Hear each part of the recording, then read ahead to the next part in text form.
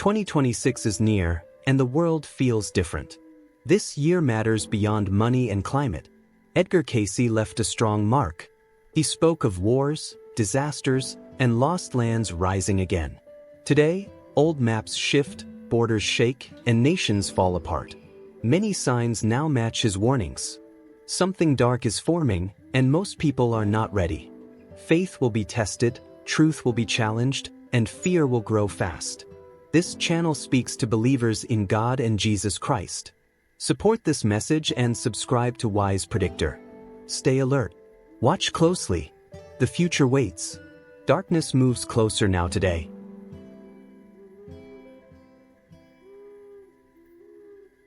Edgar Cayce was an ordinary man from Virginia Beach. He was not rich or famous at first. He had little school learning and worked simple jobs. Many people would never expect him to change history. Yet his life became one of the most talked about stories in modern prophecy. People later called him the sleeping prophet because of the strange way he gave answers. Cayce said he could enter a sleep state that looked like a trance. While asleep, his voice changed and his words became calm and clear. In this state, he answered questions about health, history, world events, and the future. When he woke up, he remembered nothing. He said the information did not come from his own mind. He believed it came from a higher source. This method shocked doctors, teachers, and church leaders. Many tested him. They asked questions he could not know while awake. His answers were recorded by stenographers. Over time, more than 14,000 readings were written down. These records still exist today. Many of his statements later matched real events. One of his strongest warnings spoke of a great world war. Years before World War II began, Cayce spoke of global conflict, strong nations clashing, and great loss of life. He also warned about a leader in Germany who would rise through anger and pride. Years later, Adolf Hitler came to power, just as Cayce had said. Cayce also warned about money systems failing. In the 1920s, when markets were strong, he spoke of a sudden crash. In 1929, the stock market collapsed, causing mass poverty and fear. Many who heard his words later remembered them with shock. He spoke about ancient writings hidden in the Middle East. Long before scholars found them, Cayce said old holy texts would appear near the Dead Sea. In 1947, the Dead Sea Scrolls were found, changing how history understood the Bible. Cayce also spoke about energy hidden inside matter. At a time when this sounded impossible, he warned about powerful forces being released from small particles. Years later, atomic energy became real, bringing both power and danger to the world. What made Cayce different was not just single events. He believed history moved in cycles. He said the past, present, and future were connected. He looked for repeating patterns instead of one-time moments. To him, wars, rises of nations, and disasters followed spiritual and moral choices. Cayce said his source was something he called the records. He described them as a universal memory where every thought and action was stored. Some call this the Akashic records. He believed anyone could access them through prayer, faith, and a pure heart, but he was chosen to speak them out loud. Though humble, Cayce warned that humanity often ignores signs.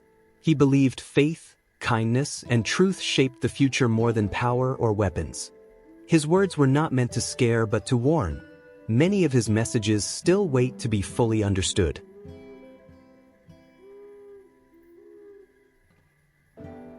Among all of Edgar Cayce's warnings, one time stands out more than others. It is not 1998. It is not 2012.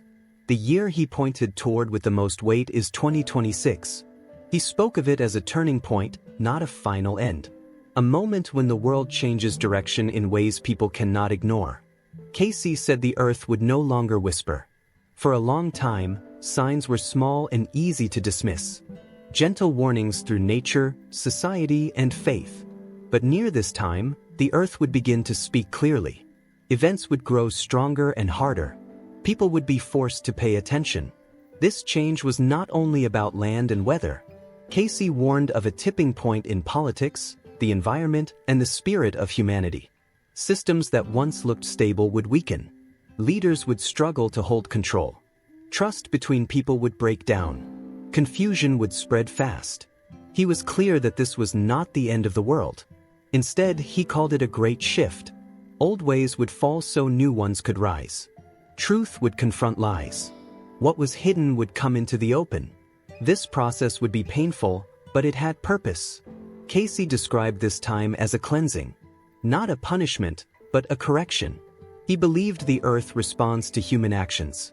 When greed, pride, and violence grow too strong, balance must return. This return would not be gentle. It would test faith and character. Many signs today match what Cayce described. Scientists now speak of magnetic shifts in the earth. The poles are moving faster than before. Some say this can affect weather, power systems, and even human behavior. Cayce warned that changes inside the earth would affect life on the surface. Volcanic activity has also increased across many regions. Volcanoes once quiet are waking up. Earthquakes happen in places not known for them. Cayce spoke of fire within the earth finding new paths to release pressure. Social order is also breaking apart. Families divide. Nations argue. People no longer trust leaders, news, or each other. Cayce said this loss of unity would be a major sign. He warned that fear would replace wisdom if people turned away from faith. He also spoke of spiritual testing. Not everyone would face it the same way. Some would grow stronger. Others would fall into anger or despair. The shift would reveal what people truly believe, not just what they say. Cayce believed that those who stayed grounded in prayer, kindness, and truth would endure this time better than others. He warned that relying only on power, money, or control would fail. As 2026 comes closer, more people feel something is changing. The pace of events feels faster. Calm moments feel shorter. Pressure builds in many parts of life. These are not random, according to Cayce. They are signals. He said the great shift would not happen in one day. It would unfold step by step. Each sign would grow clearer. Each warning louder. Many would still ignore them, believing tomorrow will be the same as yesterday.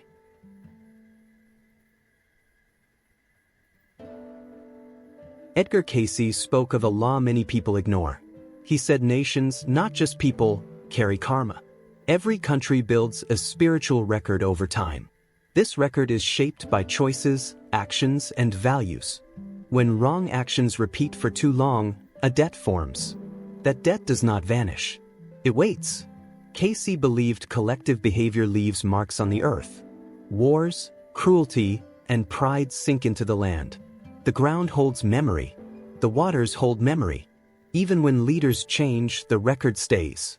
Time does not erase it. Only correction can. He warned that earth changes do not strike at random. They happen with meaning. Places that abused power feel pressure first. Lands that grew rich by harming others face stronger tests. This is not revenge. It is balance returning. Cayce said slavery leaves a heavy mark. When people were treated as property, the land absorbed their pain. Long after chains were removed, the spiritual stain remained. This stain calls for healing. If ignored, the earth reacts. He also warned about the misuse of nature. When forests are stripped, waters poisoned, and soil broken for profit, the balance weakens. Nature responds in its own way. Storms grow stronger. Ground shifts. Seasons change. Wealth was another warning. Cayce said when money becomes the highest goal, wisdom fades. Nations that chase profit over people lose their moral center. This creates inner decay long before outer collapse. The United States was a major focus in his readings. He said it would become a center of finance, technology, and warfare. This brought power but also risk. Cayce warned that power without humility leads to correction. He spoke of financial controls spreading fear instead of stability. He warned that advanced tools could be used to watch, control, and divide people. He said war industries would grow rich, but at great spiritual cost. Europe was also named in his warnings. He spoke of long shadows from conquest and colonization. Lands taken by force still carry unrest. Wealth gained through domination does not bring peace. The past presses on the present. Cayce said borders do not protect from karma. Oceans do not block it. The soil remembers every march of armies. The seas remember every ship that carried pain and greed. Memory does not fade with time. He warned that earth changes would expose these hidden records. Floods, quakes, fires, and storms would rise in places with heavy spiritual weight. Not all at once. Not the same way. Each place would face its own lesson. This does not mean every person is guilty. Cayce was clear that many good people live within troubled nations. But they share the ground. They feel the shaking. This is why faith and moral action matter so much. He believed nations could lessen their burden through truth, service, and care for life. When people choose justice and humility, the record begins to heal. When pride remains, pressure builds. Cayce's message was simple and serious. The earth is not silent. It keeps account. Every nation writes its story into the land it stands on.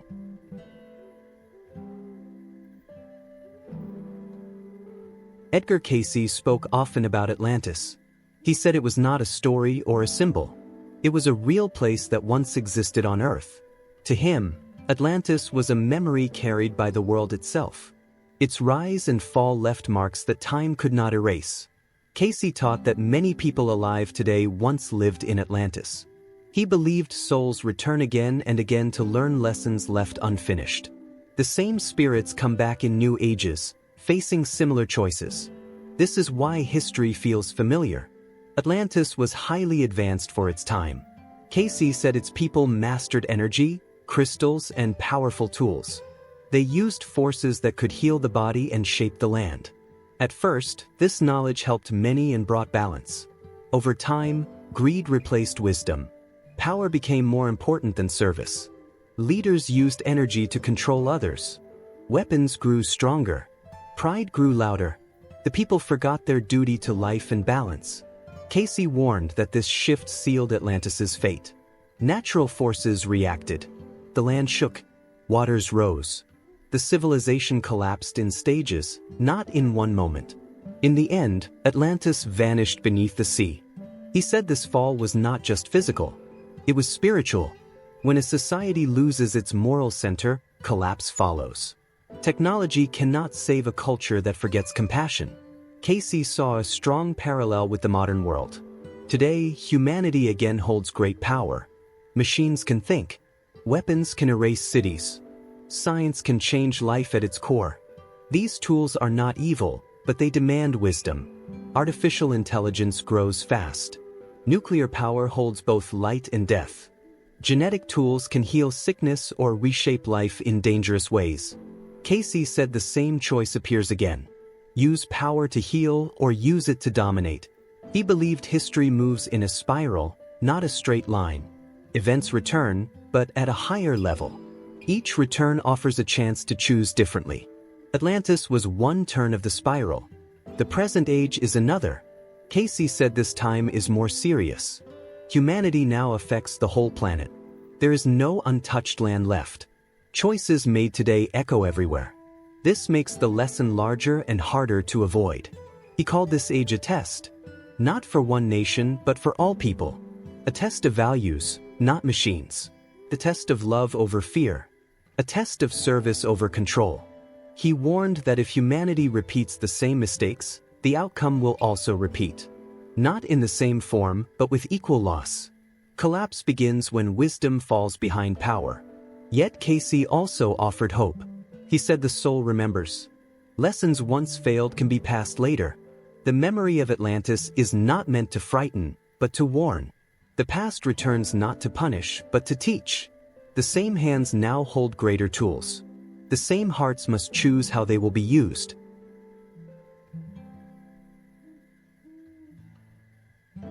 Edgar Cayce gave strong warnings about California and the West Coast.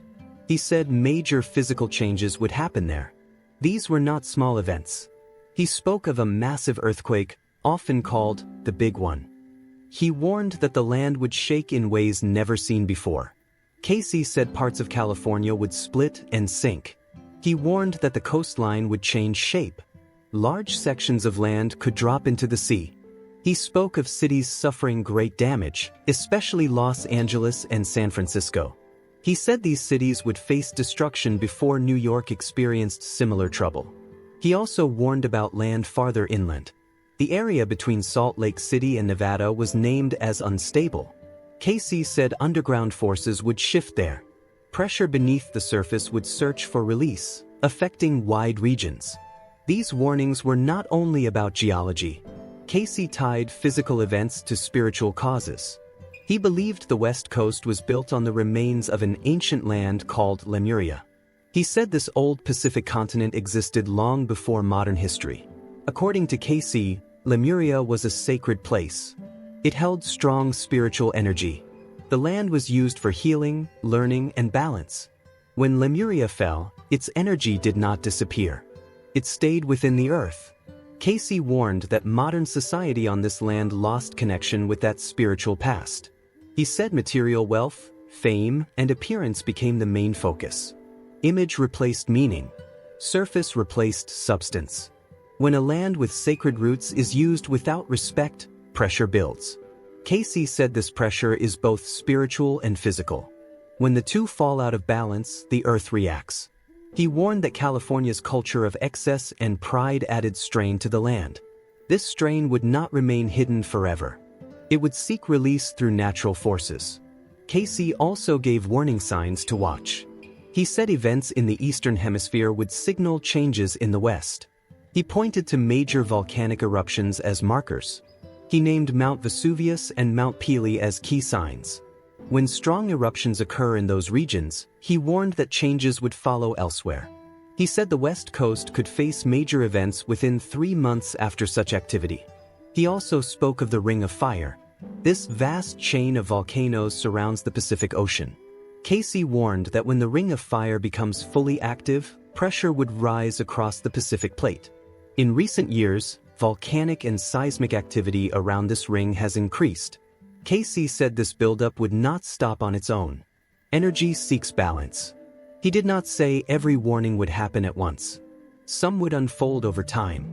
Others would come suddenly. What mattered most was awareness. Cayce believed people should not live in fear, but in understanding. He warned that ignoring signs would increase harm. Respecting the land and returning to moral values could soften outcomes. He said the West Coast holds both great danger and great purpose. It can be a place of loss or a place of awakening, depending on human choices. These warnings were given not to shock, but to prepare. The land speaks when memory and misuse collide.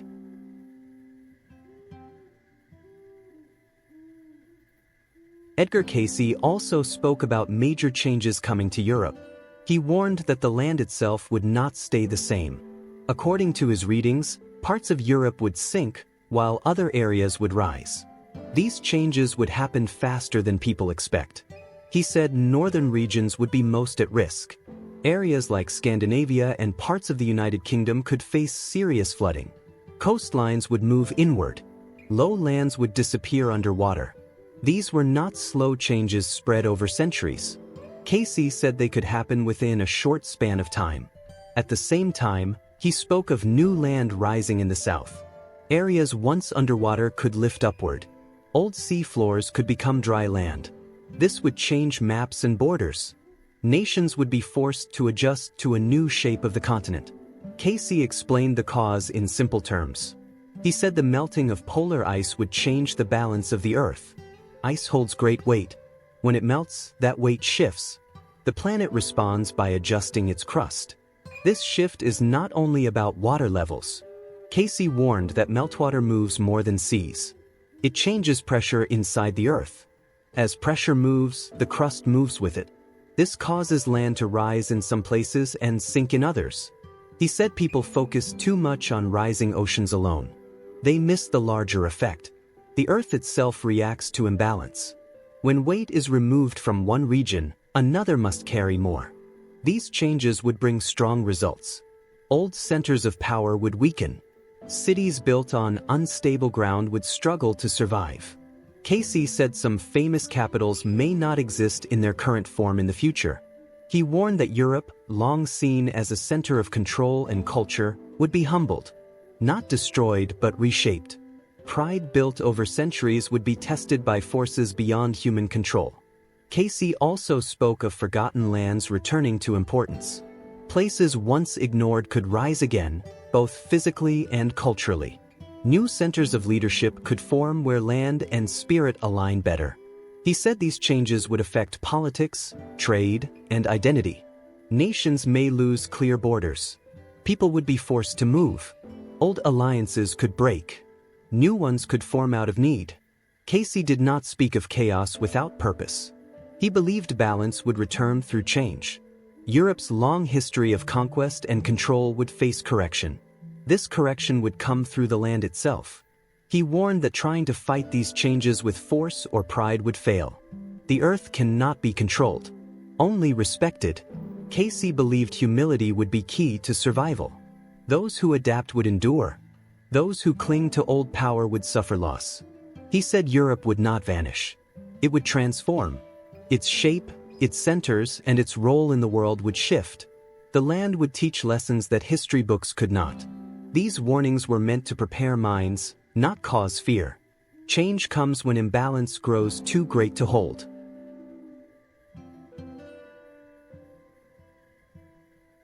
Edgar Cayce gave one of his most debated readings about Russia.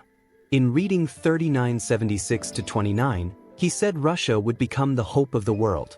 This shocked many people then and still does today. Cayce was clear that this hope was not about armies, weapons, or control. It was about the spirit. He did not say Russia would rule the world. He said it would help guide it. The power he spoke of was moral, not military. Spiritual, not political. He believed Russia carried a hidden strength shaped by its history. Cayce said this change would come through freedom, but not the kind based on wealth or comfort. He spoke of a freedom built on brotherhood, a freedom rooted in compassion, a freedom that values service to others above personal gain. This freedom would not arrive easily. Cayce warned it would be born through suffering. Russia would endure hardship, loss, and struggle. These trials would strip away false values and leave something more solid behind. He believed this process would unfold after the collapse of material systems. When money, power, and control fail to bring peace, people search for meaning. Cayce said Russia would be ready for this search because it had already faced deep pain. While other nations chased comfort and excess, Russia learned endurance. While others built debt and greed, Russia learned how to survive without abundance. Cayce said this difference would matter greatly in times of global stress. He warned that the West faced serious risk. Too much excess weakens the soul. Easy living can dull wisdom. Cayce said moral decay, rising debt, and loss of purpose would cause collapse from within. This collapse would not come from attack, but from imbalance. Systems built on constant growth would fail when growth stopped. Trust would break. Fear would rise. In contrast, Cayce said Russia was shaped by long winters, loss, and sacrifice. These conditions forced people to depend on one another. Brotherhood was not an idea, but a need. This built spiritual resilience. He called Russia a sleeping giant of spiritual light. Not awake yet, not perfect, but prepared. History had pressed it hard, shaping its core. Cayce did not ignore Russia's flaws. He knew it carried wounds and shadows. But he believed suffering can soften pride and open the heart.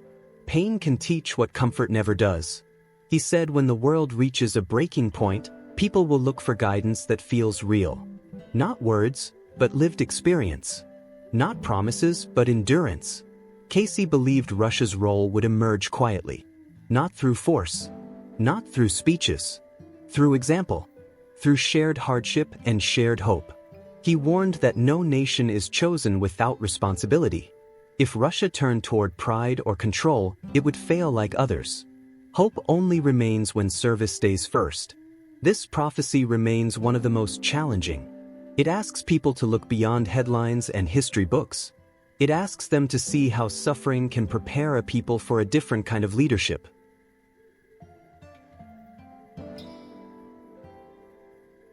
This is not about survival alone. This is about sacred responsibility. Edgar Cayce warned that humanity would reach a moment when choice matters more than strength. This is that moment. The earth is not ending. She is changing her skin. Old layers are breaking so new life can grow. The shaking of the land mirrors the shaking of the human heart.